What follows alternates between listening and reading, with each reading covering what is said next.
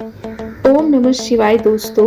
आज हम सुनेंगे रावण रचित शिव स्तोत्र। इस स्तोत्र को जो भी पढ़ता है, याद करता है और सुनाता है या फिर सुनता है, वह सदैव के लिए पवित्र हो जाता है और महान गुरु शिव की भक्ति पाता है। इस भक्ति के लिए कोई दूसरा मार्ग या उपाय नहीं है, बस शिव का विचार ही भ्रम को दूर कर देता है। रावण शिव का महान भक्त था और उनके बारे में अनेक कहानियां प्रचलित हैं। एक भक्त को महान नहीं होना चाहिए, लेकिन वह भी गाने लगा।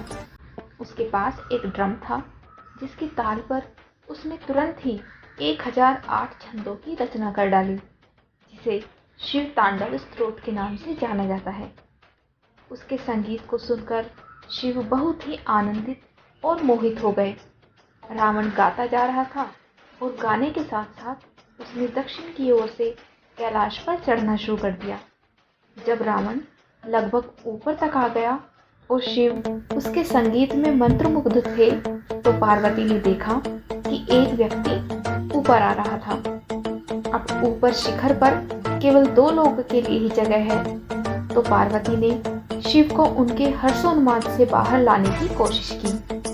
वे बोली, वो व्यक्ति बिल्कुल ऊपर ही आ गया है। लेकिन शिव अभी भी संगीत और काव्य की मस्ती में लीन थे। आखिरकार पार्वती उनको संगीत के रोमांच से बाहर लाने में सफल हुई और जब रावण शिखर तक पहुंच गया तो शिव ने उसे अपने पैर से धक्का मार के नीचे गिरा दिया। रावण कैलाश के दक्षिणी मुख से फिसलते हुए नीचे की ओर गिर गया। ऐसा कहा जाता है कि उसका ड्रम उसके पीछे घिसट रहा था और जैसे जैसे रावण नीचे जाता गया, उसका ड्रम पर्वत पर ऊपर से नीचे तक एक लकीर खींचता हुआ गया। अगर आप कैलाश के दक्षिणी मुख को देखें तो आप बीच में से ऊपर से नीचे की तरफ आता हुआ एक निशान देख सकते हैं। कैलाश के एक मुख और दूसरे मुख के बीच में अंतर या भेदभाव करना ठीक नहीं है, लेकिन कैलाश का दक्षिण मुख हमें ज़्यादा प्रिय है, क्योंकि अगस्त्य मुनि कैलाश के दक्षिणी मुख में विलीन हो गए थे। तो वे शायद सिर्फ एक दक्षिणी भारतीय पक्षपात है कि हमें कैलाश का दक्षिणी मुख ज़्यादा पसंद है। और मुझे लगता है कि ये सबसे ज़्यादा सुंदर है, ये सबसे ज़्यादा श्वेत भी है, क्योंकि वहाँ बहुत ज़्यादा बर्फ़ है। कई तरीक़ों से इस मुख में सबसे ज़्यादा तीव्रता है, लेकिन बहुत ही कम लोग हैं जो कैलाश के दक्षिणी मुख की ओर जा सकते हैं। ये बहुत ही दुर्गम है, वहाँ पर पहुँचना बहुत ही ज़्यादा कठिन है। अब हम सुनते हैं रावण द्वारा रचित शिव स्तोत्र। लेकिन अगर अभी आपने चैनल को सब्सक्राइब नहीं किया है तो चैनल को सब्सक्राइब और वीडियो को लाइक जरूर करिएगा। उनके बालों से बहने वाले जल से उनका कंठ पवित्र है और उनके गले में सांप है जो हार की तरह लटका है और डमरू से डमट डमट डमट की ध्वनि निकल रही है। भगवान शिव शंभु तांडव कर रहे हैं। वे हम सबको संपन्नता प्रदान करें।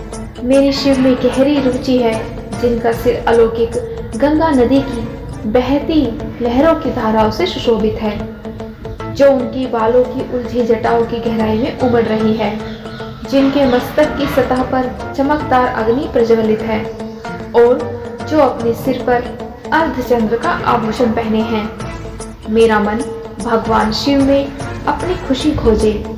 अद्भुत ब्रह्मांड के सारे प्राणी जिनके मन में मौजूद हैं और जिनकी अर्धांगिनी पर्वतराज की पुत्री पार्वती है, जो अपनी करुणा दृष्टि से असाधारण आपदा को नियंत्रित करते हैं, जो सर्वत्र व्याप्त है और जो दिव्य लोकों को अपनी पोशाक की तरह धारण करते हैं। मुझे भगवान शिव में अनोखा सुख मिले, जो सारे जीवन के रक्षक हैं।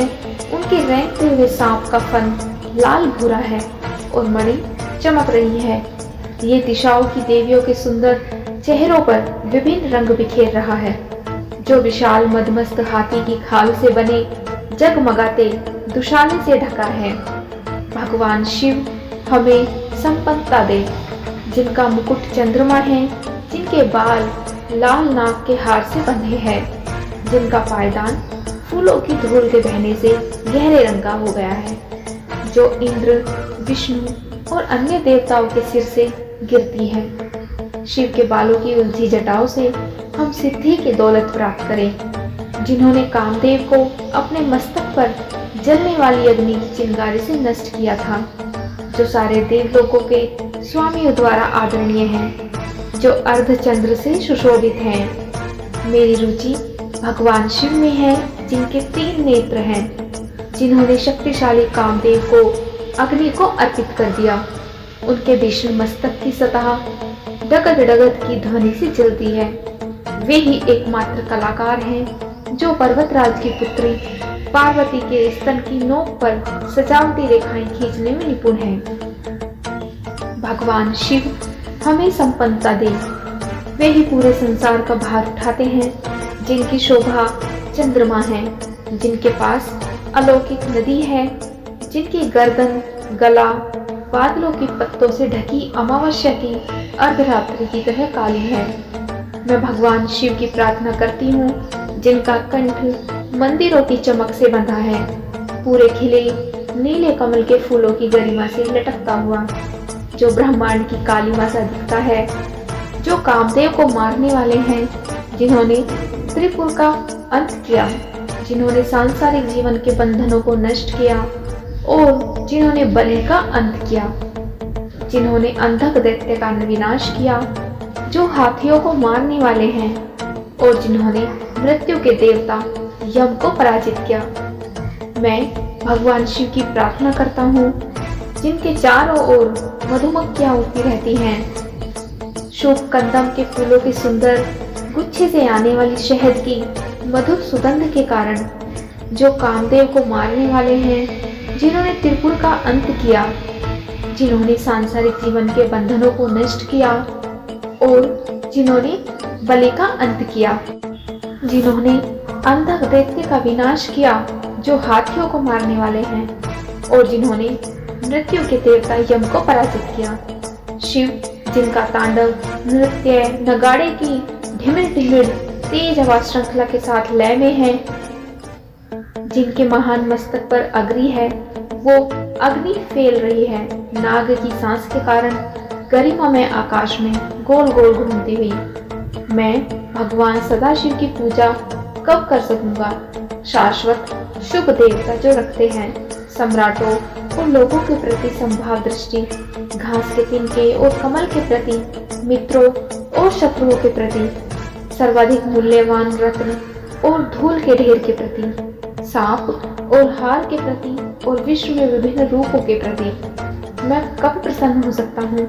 अलौकिक नदी गंगा के निकट गुफा में रहते हुए, अपने हाथों को हर समय बांधकर अपने सिर पर रखे हुए, अपने दूषित विचारों को धोकर दूर करके शिव मंत्र को बोलते हुए, महान मस्तक और जीवंत नेत्रों वाले भगवान को समर्पित। इस तरह रावण द्वारा रचित ये शिव स्तोत्र यहीं पर समाप्त होता है। जो भी कोई इस स्तोत्र को पढ़ता है, याद करता है और सुनाता है, वो सदैव के लिए पवित्र हो जाता है और महान गुरु शिव की भक्ति पाता है। इस भक्ति के लिए कोई दूसरा मार्ग या उपाय नहीं है, बस शिव का विचार ही इस भ्रम को दूर कर देता है। ओम नमः